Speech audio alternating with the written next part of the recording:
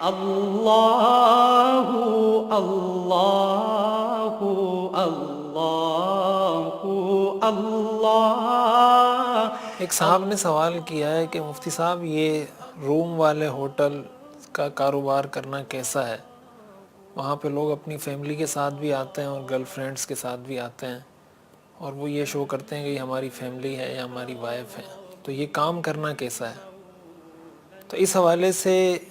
سمجھنا چاہیے کہ دو باتیں یہاں پر، دو باتوں کو الگ الگ سمجھنے کی ضرورت ہے۔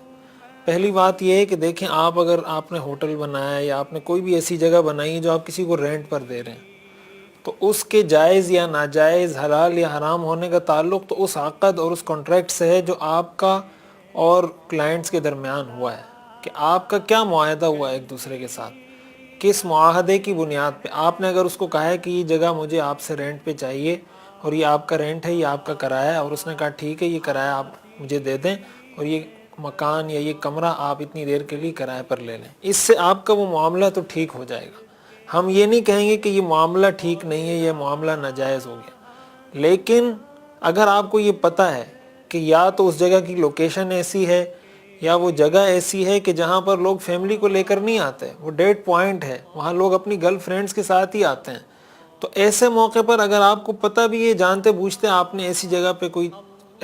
ہوٹل کھولا ہے یا کوئی بھی ایسی چیز آپ نے ڈیڈ پوائنٹ بنایا ہے، تو ظاہر ہے کہ یہ تو بالکل ناجائز اور حرام ہے۔ قرآن کریم میں اللہ تعالیٰ نے ارشاد فرمایا ان الذین یحبون ان تشیع الفاحشۃ فی الذین آمنوا لہم عذاب علیم فی الدنیا والآخرہ، کہ جو لوگ مسلمانوں میں بے حیائی پھیلانے کو پسند کرتے ہیں، اللہ تعالیٰ فرماتے ہیں ان کو میں دنیا اور آخرت میں دردناک عذاب دوں گا۔ یاد رکھیں اس کا بدلہ اللہ تعالیٰ انسان سے دنیا میں لیتے ہیں، ان اعمال کا۔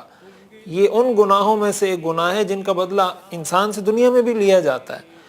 تو اگر آپ کو پتہ ہے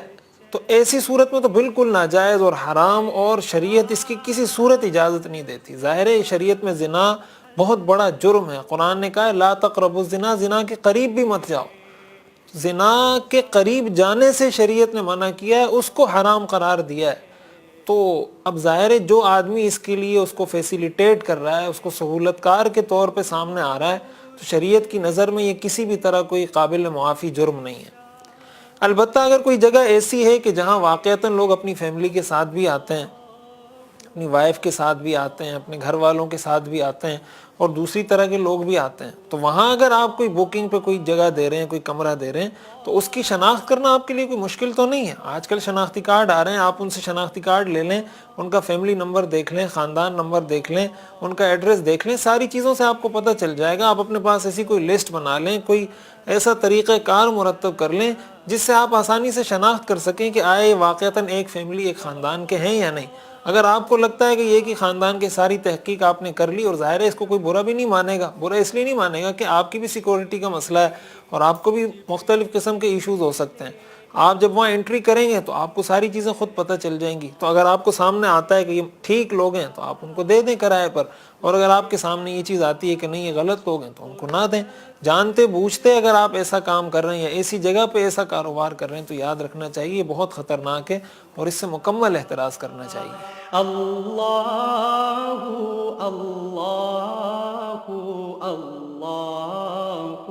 اللہ